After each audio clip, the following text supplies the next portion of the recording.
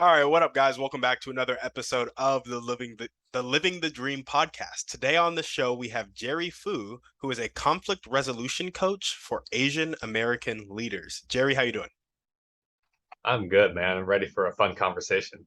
There we go. And we like to jump right in. So if you could start with telling us a little bit more about yourself and what you like to do for fun, that'd be great. Yeah. I I am a recovering approval addict, which is partly why I got into delving deep into conflict resolution. I grew up in an Asian household. My parents came over from Taiwan and raised me accordingly. And so yeah, I love the food, I love the anime, I love everything about Asian culture and showing it off to people in Chinatown, right? Inspiring people to delve more into their Asian tastes. And yeah, so along that line, right, you just have this growth mindset in different aspects of my life, whether it's playing a musical instrument or salsa dancing or cooking. And so that kind of leads to what I do for fun, right? What do I do? Go out and try new restaurants for cuisines I've never tried before. Like I tried Ethiopian cuisine for the first time a couple of years ago, and that was an eye opener. And then salsa dancing is what keeps makes me feel alive. When it was safe to resume that after the pandemic hit, and then yeah, just cooking is such a great network of friends because cooking is just so generous, right? You rarely cook for yourself. You always want to share what you enjoy with other people. And the more you learn to cook, the more you share ideas with other cooks.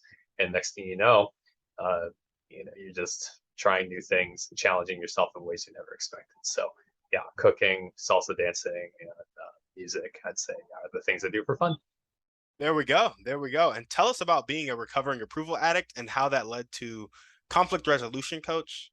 And also, on the tail end of that, what your day to day looks like as a conflict resolution coach, how you help people, Absolutely. Yeah. I just like it when people like me. And as we and all do. it's yeah, and you don't realize what that costs you if you go about it the wrong way. And this is what I mean by this, right? Um, let's say I at one point I saw a girl that I liked, right? Like I was covering a shift at another pharmacy, and the technician happened to be really cute, and we hit it off, and next thing we know, we're exchanging numbers, and then I'm excited, right? And then I try calling her a couple times, it goes to voicemail, and then I'm just like, oh, I messed things up or whatever, or I'm just like, why isn't she more responsive? And then but she liked me, right? But then I got so nervous and I was so afraid to lose it that when my desperation came out, I ended up losing her respect and her attraction, right? Because she Yeah. realized, oh well, it's cute that he likes me this much, but to a point where it's clingy, and now it's just not healthy, right? So learning to realize, the harder you work for approval, the less likely you are to get it. It's a very paradoxical thing, right? When you are able to say, hey, not everyone will like me, and it's okay if you don't. And it's almost like you take the pressure off, right? And so paradoxically, when you just say, hey, this is who I am, if you like me, great. If you don't like me, that's okay too. The next thing you know, it's okay, right? Or you could say even better, we're just like, oh, you're lost, right? And then that starts to border on arrogance, which I'm not a fan of. But yeah, so you know, part of my journey, and let me elaborate on that. Part of my journey involves getting burnt out on volunteerism. Whether it's I volunteered through the church when I was helping out with like prison ministry or coffee ministry or anti-trafficking ministry.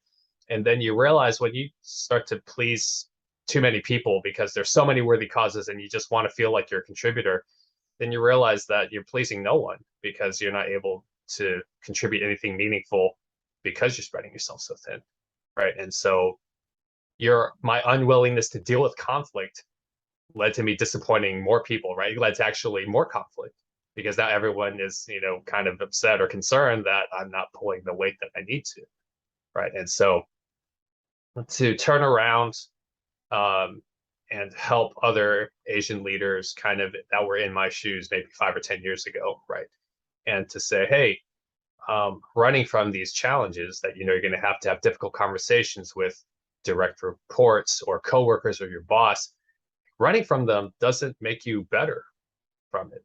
Like it doesn't hide your incompetence. And so the sooner you learn to get in this growth mindset of, hey, the more I practice this, the better I'll get if I'm willing to learn from it, the better off we all are. And so that's that heart for the clients that I like to serve. My day to day, as you can tell, if you're watching the video feed, I'm at my day job right now. I'm still in the process of building up my coaching practice to a point where it will become full time, and I still have a day job, which I'm grateful for because this is how I pay my current set of bills.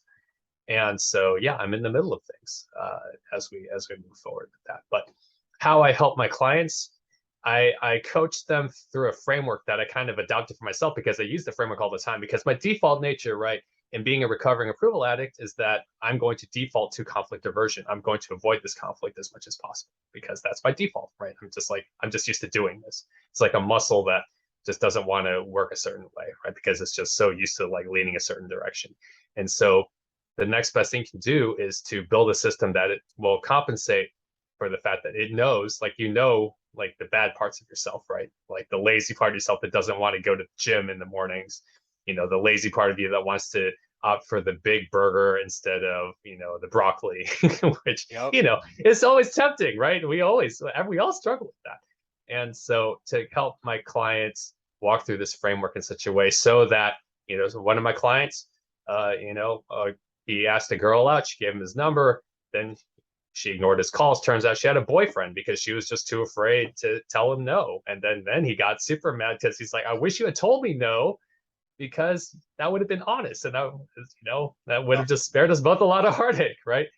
Another client, right? She had a boss that was passive aggressive, called her after hours. She was at dinner with friends.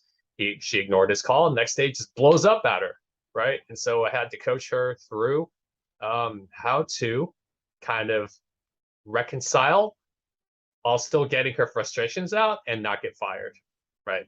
Another client I have right now, he's like, I've been in my role for 3 months as a team lead. There's a guy that's been on the team who's a technical expert for like 10 years, and he's mad that the past 2 supervisors haven't given him the promotion he thinks he deserves. How am I supposed to get him to take my feedback seriously, right? And so these are the conversations that I wish I had someone to help me walk through, right? And so yeah, that's kind of my day to day when I do have client calls. This is the kind of situations we navigate through. Yeah, absolutely. I love that. I'll tell you what, you are a calm mannered person, and so is the woman that you coach, because I would have been fired on the spot. You are not about to yell at me at my job that I probably don't get paid enough for. So, yeah. Man, whew, that like triggered me a little bit. I need to go do some self work right there. Oh no, I mean, look, we all, here's the thing, like we all have that instinct, right? Yeah. Like she knew, like she was getting worked up, and she had the awareness, thankfully, to say, oh, like if I let the tiger out, it's gonna cause some damage, and not damage that I'm willing to clean up, right? Yeah. So I'm with you. Like this is, and so just to say, hey, look, we're all human. We all have a full range of human emotions. So we don't want to shame the people that are just like, oh, I would have lost my temper. Oh, it's like, no, that's perfectly understandable. And let's help you channel that anger into something productive, right? Into something that won't leave collateral damage. So it's okay. Yeah, no, for sure. I don't even know if I would have lost my temper. I might have just walked out in the middle of him screaming, just like, that's fair. Yeah. Yeah. Just deuces. And, I'm going to go dust up my resume right now because I know I'm a good employee, and I know I will find someone else that will appreciate me as an employee. That's a fair response. Yeah, absolutely. Yeah. Well, now we're going to jump into your motivation. What gets you up and keeps you going every day? Yeah. Looking forward to salsa dancing on the weekends. Half kidding. Like, no, I mean, that's part of it. But yeah, I think waking up in the morning and knowing that, hey, you know what? Yeah, there's a lot of life stress, right? But to know that I have a worthy goal that I'm looking forward to working toward, and I have a calling that I'm excited to fulfill. That those are the things that get me up in the morning, knowing that, hey, you know what? I'm going to meet someone new today. I'm going to make a difference today. Um, should I choose to embrace that mentality of, hey, I'm going to be a grateful contributor, um, you know, and yeah, I mean, don't get me wrong. There's days where I just want to wake up and I'm just like, oh, like I just want to power through whatever I need to power through. But on my best days, yeah, I wake up and I remind myself, hey, you know what? I have a calling that I'm excited to work toward. I have people that are counting on me to set them up for success, and I want to come through for them. Yeah. Yeah. Absolutely. I love that. Yeah. And now we're going to jump into your dreams and goals. What's your vision for your life and your company? Yeah, yeah. Ooh, so fun. My life, I want to free up my schedule so that I can spend time and money on meaningful relationships and activities, right? So whether it's traveling to Beirut to help with, refugee medical clinics, right, or going to an inner city uh, area like in San Fran, like the Tenderloin district, and just really spending time and being present, or just traveling to Europe, or Australia, and just immersing myself in culture, or just becoming a hobby dance instructor. Just time to really indulge in the activities that make me feel alive. My company would be at a point where I'm doing more maintenance on it than actual direct work, because I'm training up so many good coaches to do good work, or just to have clients that are really making a difference where they are. And yeah, I'm sharing my life with a partner, with a woman who understands the path that I've laid out, or I feel like God maybe has called me to, and then she's excited to be a part of it. So yeah, if I had to give concrete examples, I would say 20 hours of actual coaching and business maintenance, another 10, just on week to week. So 20 hours on the business, 10 hours of activity, fun, and then the rest would just be, resting and relaxing, because I have chronic insomnia and I just want a life that will let me sleep in without be feeling guilty. Yeah, I gotcha. I yeah, gotcha. yeah. Okay. Okay. And how much income does your company need to be bringing in monthly for you to get to the point where it's like leaving the pharmacy job as a pharmacy tech, Pharmacy manager. Yeah. I mean, if I, there's the raw part, right, guys? So ideally, I'll be pulling in 12.5K a month. Like if my revenue's on target, right? That basically comes out to 150K a year, right? I mean, I'm not looking for like 7-figure like coaching business. I don't think more money is the answer. But I do know what I need is what I consider enough for the lifestyle I think is sustainable. And I'll be happy to tell people I grossed in the first 6 months of my current year 4,000, right? So yeah. I'm kind of a ways off, and that's okay, because it has to start somewhere. So here we go. I gotcha. I gotcha. Do you have like a coach or mentor that you're currently working with? Yeah, yeah. I've got there's a guy named Dale Thompson. He's the CEO of a company called Worthy Leadership, and he's been kind enough to help mentor me along the way. And he's given me some really useful and tough feedback, Yeah. for what I need to be doing to really jumpstart and accelerate my business dreams and goals. Was the feedback mainly marketing, sales, how you structure your offering? What was the feedback mainly? It's actually just more about mindset first, because in the assessment that his company gives is called Drive. Uh, I'm considered the peacemaker, right? Because conflict resolution and stuff. I like harmony, I like peace, but sometimes, as you know, right, sometimes that leans in the wrong direction, because a lot of entrepreneurship involves, right, difficult conversations, making the difficult decisions, and iterating faster. Right. You have to be willing to deal with the no. You have to be willing to deal with rejection and putting yourself out there, and the faster you go through that cycle, the more quickly you're actually going to realize your goals, because either you're going to move fast to a point where your prototype becomes refined enough to go to market, or you realize that you need to pivot to something else. And so the tough feedback for me was, hey, you have to fail faster in a way, right? Because you can't let your fear of rejection keep you from moving forward, because fear of rejection doesn't pay your bills, right? Yeah. So Yeah. that's the tough part. And his suggestion to me, actually, and this is as raw as it gets because I didn't want to admit that this was true, is he's like, you're better off maybe working for a corporation that's willing to portion some of their budget for an internal coach, right?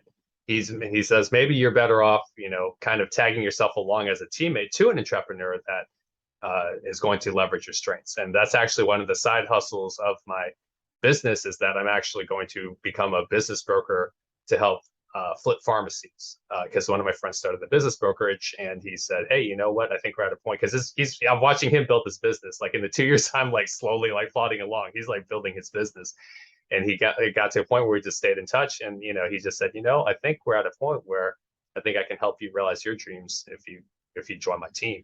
And it was one of those things where it was a genuine, this is a mutualistic relationship, not oh, I'm just going to use you for my own purposes. Like he says, hey, you flip commission on a couple pharmacies, you finally might have enough seed money to bank away some savings so that you can actually transition out of your pharmacy job and then focus on your business full time. So a lot of interesting things in the pipeline. I feel that. I feel that. Yeah. I'm gonna give you a recommendation here, and you can completely shoot it down. That's totally fine. You don't have to Okay. accept it just because you're on my podcast. Conflict. There's this guy named Richard Uzi, and Richard Uzi. Okay. he's on Instagram. Mm-hmm. And I noticed you said church. Are you Christian? Yes. Gotcha. So am I. Wonderful. He is also a Christian entrepreneur, and he helps people basically start their online coaching business and stuff. Nice. And for a lot of people, the high ticket price on it Mm-hmm. is a little stressful, but Mm-hmm. given what you've shared, I think you might be able to handle it.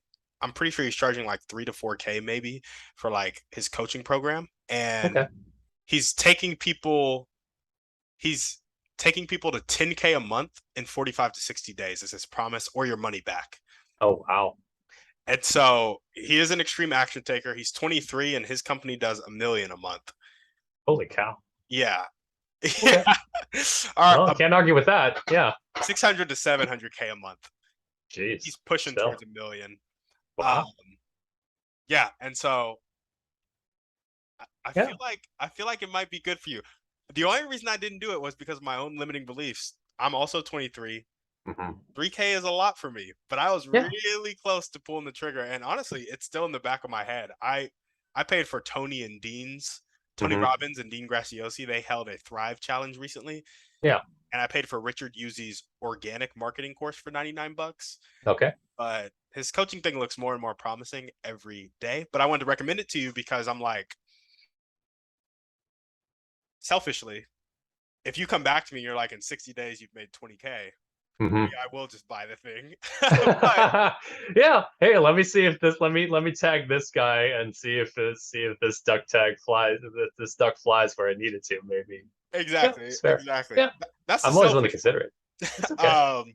But unselfishly, Mm-hmm. I've like seen his customer results, and unless he's a straight up liar, he's been taking people to like 10, 20, 30K months.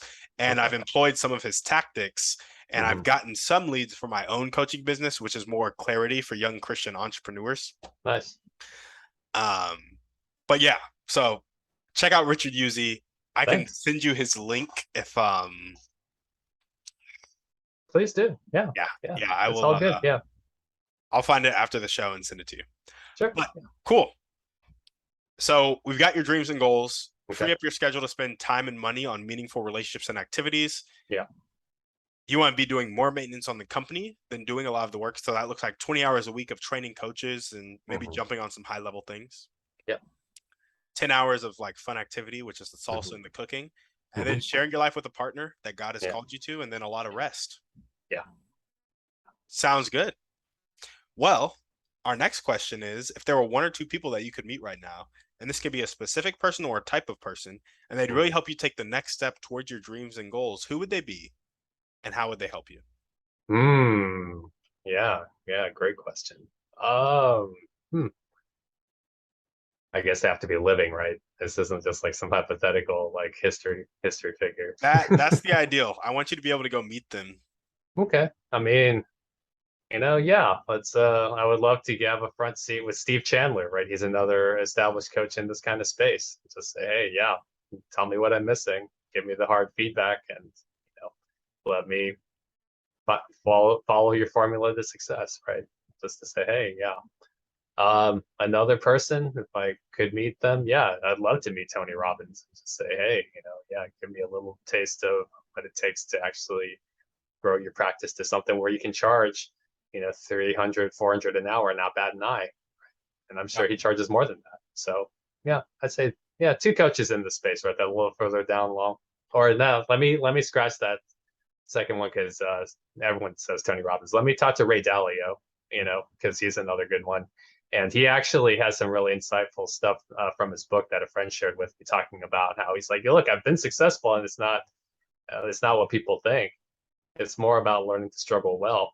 And for a guy who's had the success that he has, for him to say that, right, it's a good reminder for us, right? We feel like the grass is greener, the further down this track, the further down you travel this path. And it's like, no, it's the whole point of self-development is that it's never over.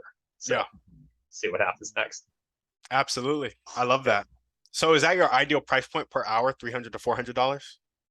Oh yeah, I'd love to be there. Yeah. Do you do any group coaching? I've done facilitation. Yeah. I got you. Yeah. I got you.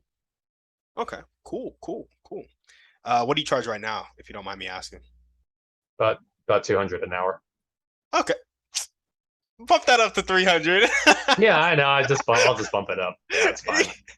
Yeah, I think you'll be good. If your clients are paying 200, they'll pay 400. Yeah, fair enough. I think that's cool. I think that's awesome. Yeah. Well, $400 an hour. How many hours would you have to coach? I'm trying to do some quick math. $400 an hour. I mean, you'd have like 9 coaching sessions a week at an hour a pop. Mm-hmm. And you'd pretty much be at your target, a little over. Okay. Yeah, that's actually not bad. I feel that. And do you go weekly calls with clients, or is it bi-weekly or monthly? Right now, the clients I have are monthly. Yeah. So yeah. So it would I would need a higher volume for sure, but yeah, we'll see what happens. I got you. Okay. Yeah. There we go. Yeah. Well, now we're not going to jump into our thriving 3 yet. Actually, I was about to tell a fib. Sure. We're going to ask this question. What are the most important 1 or 2 things that everyday people can do to help you accomplish your goals? So you meet Sally at the grocery store and you're like, Sally, here's what I'm trying to do with my coaching business. Here's how I'm trying to retire. Here's how I'm trying to teach salsa. Here's how you can help me. Yeah. I think one simple thing is just, hey, introduce me to someone you think is in my ideal client base, right? Surely they know somebody that's just willing to make an introduction, right? It costs the person very little, it doesn't cost any money, hardly costs any time to say, hey, here's my target client list. And if you know someone in this demographic, please make an introduction. I think that's the simplest thing to do. Yeah, for sure. There we go. And now we're going to jump into our thriving 3. All right. First question is, what's your favorite book, movie, or podcast? Pick one. My favorite movie would be The Incredibles, the original. Yeah. That is epic. Yep. I love it. And what is one way you like to take care of yourself? One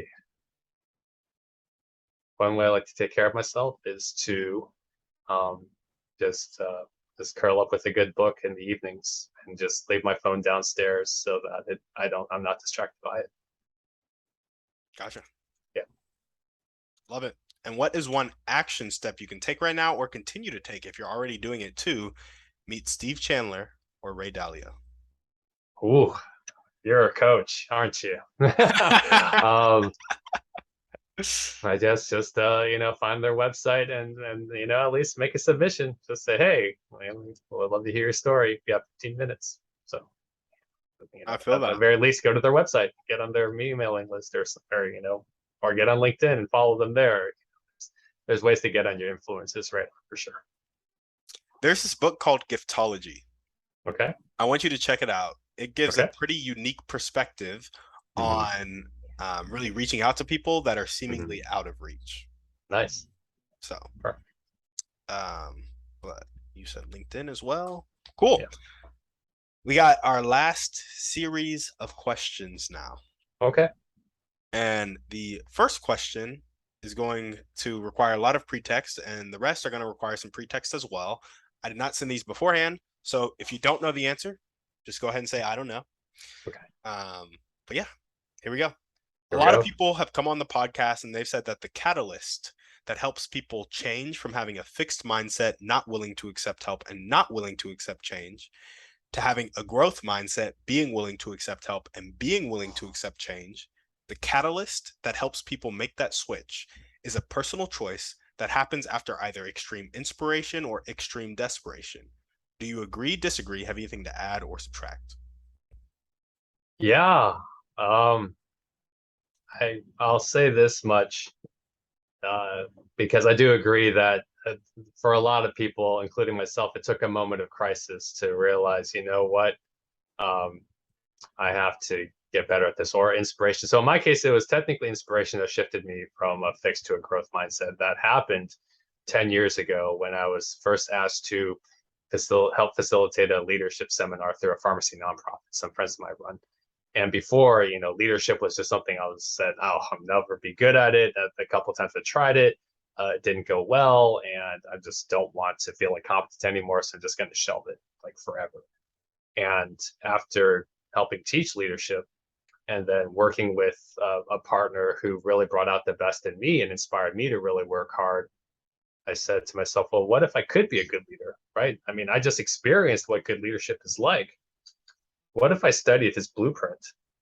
And I said, well, his name is Michael Negretti. I will sing his praises forever because whether he realized it or not at the time, he gave me the strategy that ultimately saved my pharmacy career. And I said, Mike is fun to be with. Like he's someone who draws people in. He's fun to learn from. He's always got a new book that he's reading that has something interesting to talk about. He's tirelessly working. Like there's no question what his work ethic is. He's always tinkering. Like he's always trying to make something better and experiment. And then he's very collaborative when he experiments. He's like, hey Jerry, what about this? And I rearranged the material from morning to night, and we need to do more stuff in the afternoon to make sure people are moving during their food coma, right? And you just like, I want to keep up with this guy. Like he's Yeah. fun to work with, he's fun to be with, he's fun to contribute to. And I never felt like a mistake was fatal with him because they would just cover it up, talk about how to make it better, and that was it. It was never anything he singled me out for to say, hey Jerry, you're not pulling Yeah.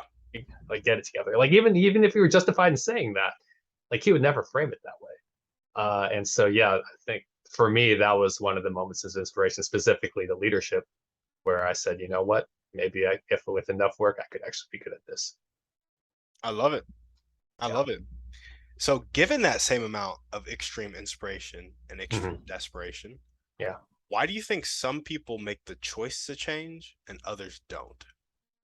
Yeah. No, I feel like I'm in the middle of it right now. Right.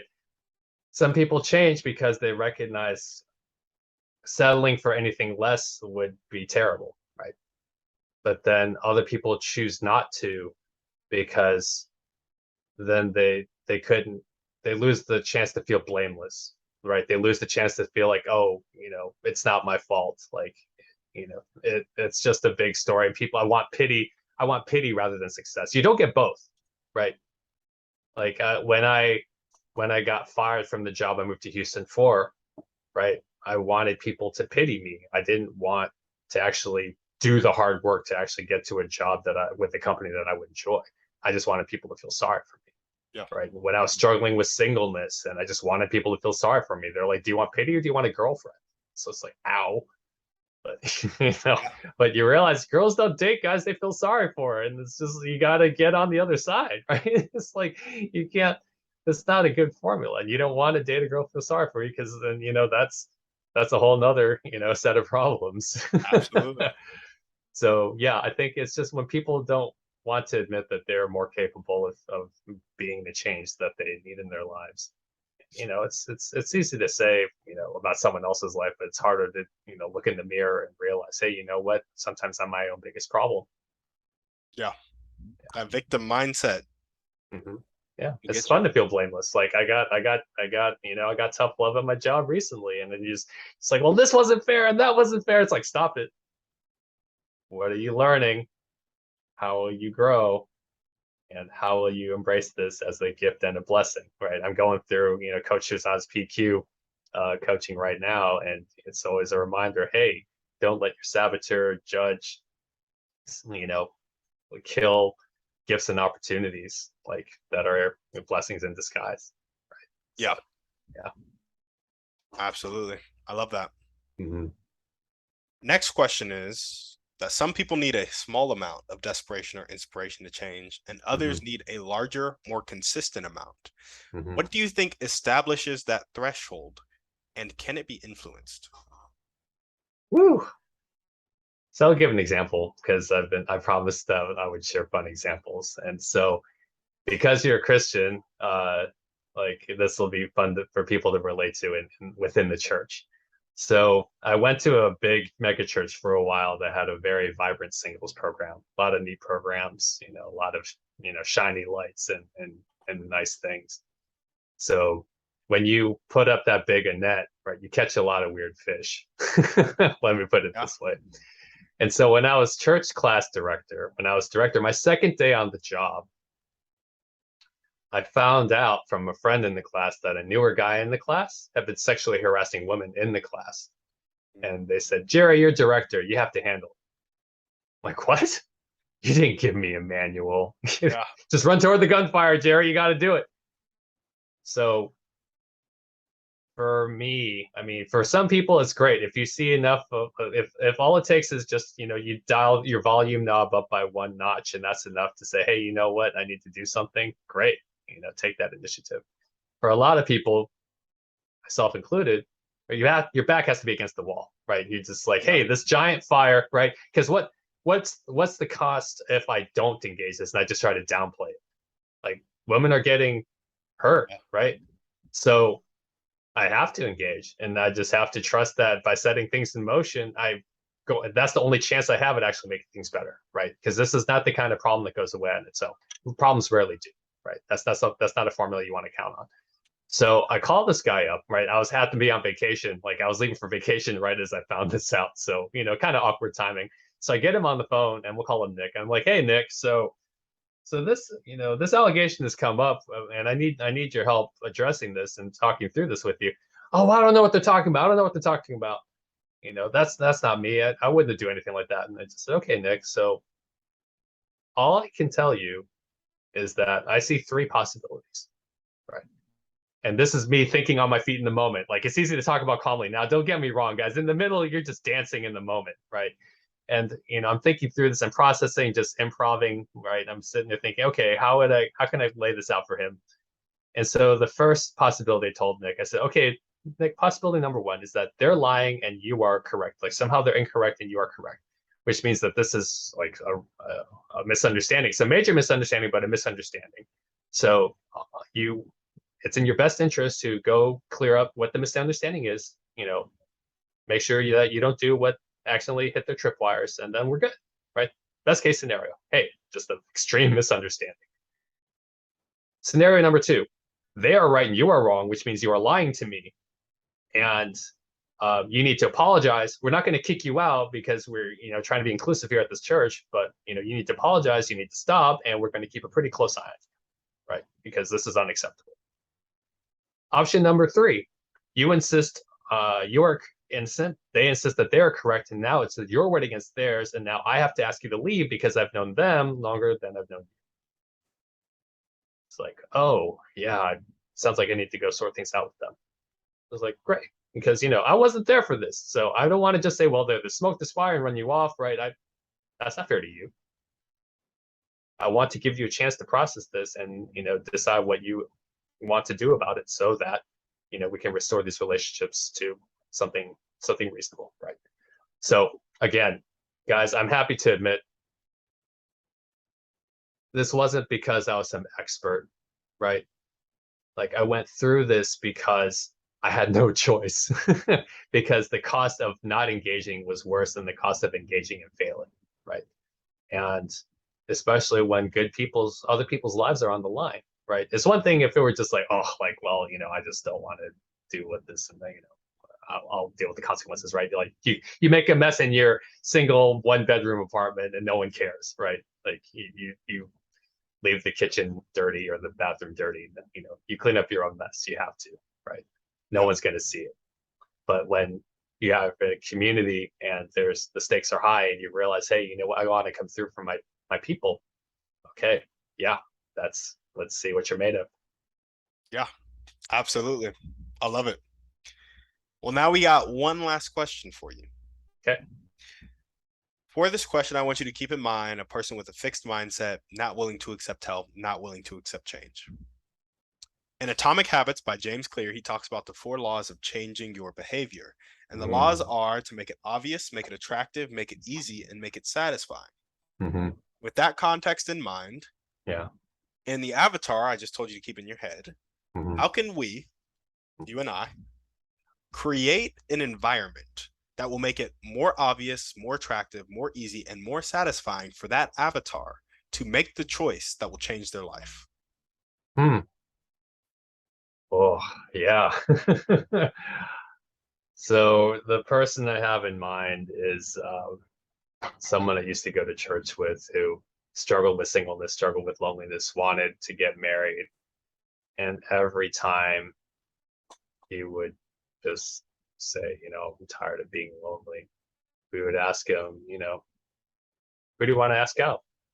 You know, Yeah. when are you gonna ask out a girl? Oh, well, you're not supposed to do this at church, right? There's just social constructs you're not supposed to. And it's like, what's it gonna take? Right. Yeah. So how can we make it obvious, easy, attractive and satisfying, right? Like,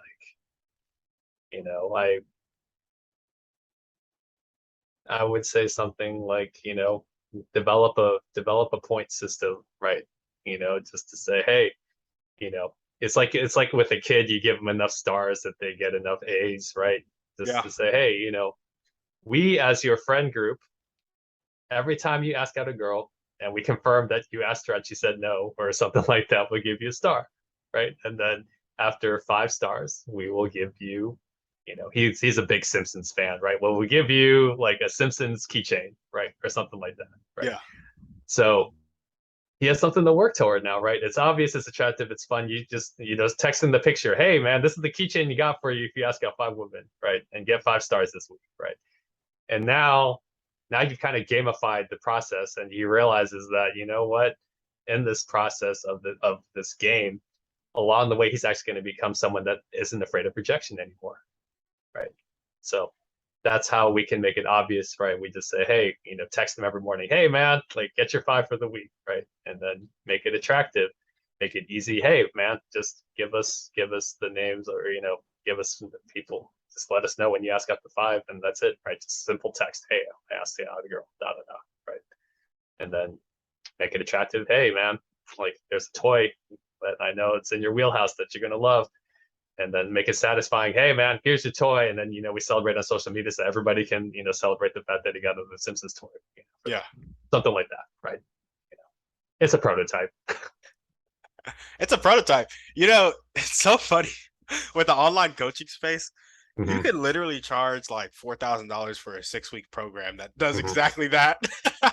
Yeah, yeah, and I know like there's a lot of judges out there that are just like, what are you really paying for? Are you just paying for like someone to root for you and make you feel all nice and stuff, but actually not do anything, and you just don't want to admit that you got ripped off because like that would just make you look like an idiot, or you feel like you don't want to admit that you got ripped off, and it's like, well, I mean, the best coaches do have good do show transformation, right? Like I would think so. Like the best coaches are the ones that, yeah, they market themselves well, and there's an art of selling that we don't have to go into here. But at the end of the day, right, people's lives are transformed. Like I know how much I've helped my clients. Yeah. Right. I hear them, and I'm not just giving them like gobbledygook. I mean, I gave real situations, right? Where, it's like, hey, I have to confront a passive aggressive boss. Hey, I have to deal with someone who's has more seniority than I do, and that may or may not take my feedback seriously, even though I have a higher title than he does. Like, how do you, like, unless these are real situations with real results, yeah, don't hire me, right? Yeah. Yeah. Yeah. And I think, a lot of the people who make that claim are the people who aren't receiving the benefits from the Mm-hmm. coaching, Yeah. the online coaching space because they have a victim mindset. And I found that what happens is like coaches are there for community, accountability, support, kind Mm-hmm. of a knowledge highway, Yeah. basically. Yeah. Like there's a knowledge deficit that you have. We're here to give you the knowledge, hold Mm-hmm. you accountable to implementing the knowledge and like Mm-hmm. support you in it and provide a community that you can grow with, right? Yeah. And if you're not willing to take the action because you have a victim mindset, Mm-hmm. like we can't brush your teeth for you. Oh, Like we could exactly. tell you to Yeah. brush your teeth and Mm-hmm. how to do it and give you Yeah. a community of people that does it. But if you Yeah. don't want to brush your teeth, like you're gonna get cavities. And Yeah. that's just the facts. There you So go. people get really upset about the online coaching space, but I'm really like, Mm-hmm. it's kind of like any service that is supposed to make you more money, get you better relationships, or increase health, wealth, or relationships. If it's improving Mm-hmm. that, like you have to put in the work. If it's Yeah. something where you don't have to put in the work, it might not be the best for you. Like Coca-Cola gives you pleasure, but it's like, Yeah. and it's a Yeah. product you'll pay for, but it's probably Oh. not something you should consume all the time. Oh yeah. So Yeah. People know it's amazing, right? And then this is a careful, I don't want to get too far off the soapbox, but I mean the response to the pandemic shows what people's priorities were, right? And yeah, it reflected poorly on us as a species because of some of the stubbornness that some people had and some of the false knowledge going around and other things, as opposed to what is the wise decision, right? What will keep me going to the gym when everything in me just wants to not work out today, yep, right? And it's like you said, yeah, I can't work out for you. I'm not going to, help you do your bicep curls because then that deprives you, right? yeah, Um, on the other hand, yeah, coaches do take ownership if their clients are failing, right? They'll just say, hey, look, fire me if I'm not getting you the results that you want. You know, I don't want to take your money, right? Coaches are a lot like contractors, right? There's no real quality control. There are people who try, like the International Coaching Federation, but again, a lot of different certifications out there. Which one do you trust? I yeah, don't know. Yeah. yeah, exactly. Yep, and that's kind of just the business world in general. Like, Mm-hmm. I Yeah. guess there are services that just straight up do stuff for you, Mm-hmm. but when it comes to improving yourself, like, Mm-hmm. it's just not gonna happen. Like, you have to do the work. Yeah, yeah. I mean, this is a co-creation, right? It is not a consultant thing. It's not a concierge service where you pay for something, we serve you the meal, and it's like, okay, enjoy. It is, hey, you're going to put in some work. I'm also going to put in some work, and together, we're each going. I'm going to learn how to be a better coach in the process of coaching you, right? And then you're going to get the results that you hired me to help you get. Absolutely, right? And yeah, put in some money back guarantees. Put in some incentive clauses for me to say, hey, look, yeah, um, I don't get the second half of my payment until get Yeah, get halfway there, right? Something like that, right? When coaches are willing to kind of put their reputations on the line in terms of, hey, don't pay me until you're happy with where you are. And yeah, take it with a grain of salt, right? There are some people who want to be bottom feeders and haggle and things like that, right? And that's never fun. But yeah, be selective in who you choose to work with, right, as a coach, because if they're not willing to meet you on your terms and they're not willing to put in the work, they're not worth your time for yeah, sure. Yeah. absolutely. Well, awesome, Jerry. Is there anything else you want to chat about before we sign off?